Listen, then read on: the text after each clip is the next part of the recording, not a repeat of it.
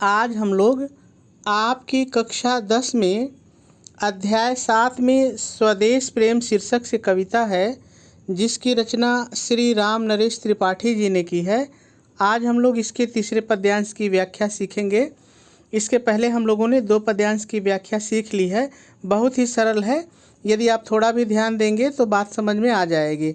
सबसे पहले हम लोग इसमें आए हुए सभी शब्दों का अर्थ देख लेते हैं, क्योंकि यदि सभी शब्दों का अर्थ मालूम रहेगा तो हम व्याख्या आसानी से समझ लेंगे। चलिए सभी शब्दों का पहले अर्थ हम लोग देख लेते हैं। सागर, सागर माने समुद्र। निज माने अपनी। छाती मतलब सीना। पर माने ऊपर। जिनके अर्थात भारत के महान पूर्वजों के, भारत के महान पूर्वजों के। अगणित माने जिसकी गणना न की जा सके, अर्थात असंख्य। अर्णव पोत माने होता है समुद्री जहाज। उठाकर इसका वही अर्थ होता है। पहुँचाया करता था, इनका वही अर्थ रहेगा। प्रमुदित माने प्रसन्नता पूर्वक। भूमंडल माने पृथ्वी के, इसका वही अर्थ रहेगा। सकल माने सभी या संपूर्ण। तटों पर अर्थात किनारों पर। यहाँ पर तटों पर का 2 अर्थ हो रहा है, एक तो किनारों पर और एक हो रहा है कि तटों पर स्थित बंदरगाहों पर।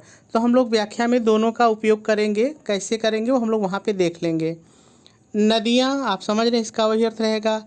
जिसकी अर्थात भारत के महान पूर्वजों की। यश माने यश या कीर्ति। धारा, आप समझ रहे हैं, नदी बहती है, धारा, तो धारा का वही अर्थ रहेगा। सी माने समान या मानो। आप कहते हैं ना किसी भी चीज़ में, तो सी माने यहाँ पे मानो है, मानो, ध्यान रहे। बहती है, इसका वही अर्थ रहेगा, बहती है। अब भी माने अभी भी, अब भी वही अर्थ रहेगा। निश माने रात और वासर माने दिन। ढूंढो, इसका वही अर्थ रहेगा। उनके अर्थात भारत के महान पूर्वजों के। चरण माने पैर या पद। चिन्ह माने निशान। भी, इसका वही अर्थ रहेगा। पाओगे, पा जाओगे या पाओगे। तुम, ये तुम शब्द जो है वो भारत के लोगों के लिए उन्होंने प्रयोग किया है, तो इसका वही अर्थ रहेगा। इनके अर्थात सागरों और नदियों के। इनके अर्थात सागरों और नदियों के। तट माने किनारे और पर का अर्थ वही रहेगा। ठीक है, सभी कठिन शब्द हम लोगों ने देख लिए। अब हम लोग को व्याख्या सीखनी है, लेकिन व्याख्या सीखने से पहले हम लोग थोड़ा सा संदर्भ और प्रसंग की बात कर लें, क्योंकि संदर्भ और प्रसंग भी परीक्षा में लिखना होता है। तो यदि संदर्भ की बात करें तो जब मैंने पहला पद्यांश इस कविता का आपको सिखाया था, तो वहाँ पे मैंने संदर्भ आपको बताया था, वही संदर्भ इस पूरी कविता के लिए रहेगा। तो पहले भाग से आप देख लेंगे। प्रसंग बार बार बदल जाता है, जैसे ही पद्यांश बदलते हैं प्रसंग बदल जाता है। और मैं बार बार बताता हूँ कि प्रसंग कहीं बाहर से हमको नहीं रटना होता है। जो भी पद्यांश दिया रहता है उसमें कवि जो भी बात बताया रहता है उसी का एक हिस्सा हम प्रसंग बना लेते हैं। जैसे यदि इस पद्यांश की हम बात करें तो देखिए, एक शब्द आया है जिनके, अर्थात भारत के महान पूर्वजों के। जिसकी अर्थात भारत के महान पूर्वजों की। उनके अर्थात भारत के महान पूर्वजों की। तो यहाँ पे ये जो 3 शब्द आए हैं ये बता रहे हैं कि इस पद्यांश में जो कवि है वो भारत के जो हमारे महान पूर्वज हैं उनका गुणगान किया है। इसी चीज़ को एक अच्छा सा वाक्य बना के आप लिख दीजिए, आपका प्रसंग पूरा हो जाएगा। कैसे, देखिए, आप प्रसंग हेडिंग डालेंगे और डैश डालकर लिखेंगे, प्रस्तुत पद्यांश में कवि श्री राम नरेश त्रिपाठी जी ने उच्च चरित्र वाले भारत के महान पूर्वजों के गौरव और महिमा का बहुत ही सुंदर वर्णन किया है, और आपका प्रसंग पूरा हो जाएगा। चलिए अब व्याख्या की बात करते हैं। आप व्याख्या हेडिंग डालेंगे, डैश डालेंगे और पहले थोड़ा सा अपनी तरफ से जोड़ के लिखेंगे। क्या लिखेंगे, ध्यान से सुनिए।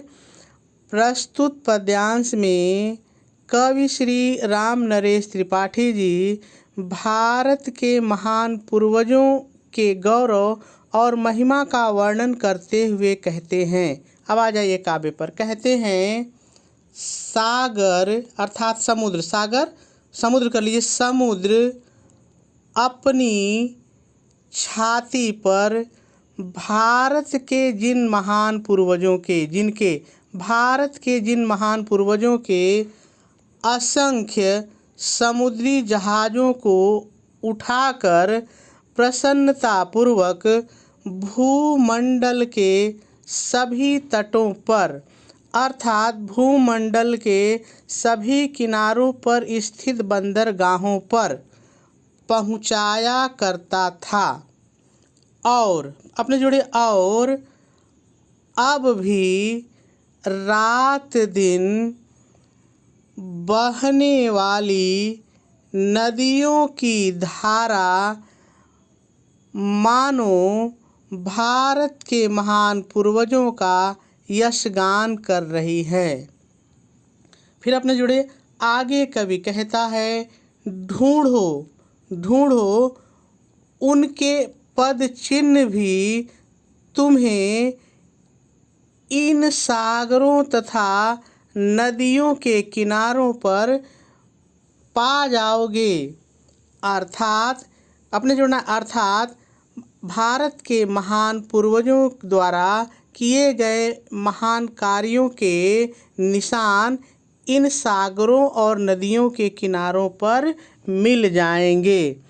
तात्पर्य जोड़ना है, ये तात्पर्य यह है कि यदि आप अपने पूर्वजों का अनुसरण करेंगे तो आपको उनका मार्गदर्शन अवश्य मिलता रहेगा और आपकी व्याख्या पूरी हो जाएगी।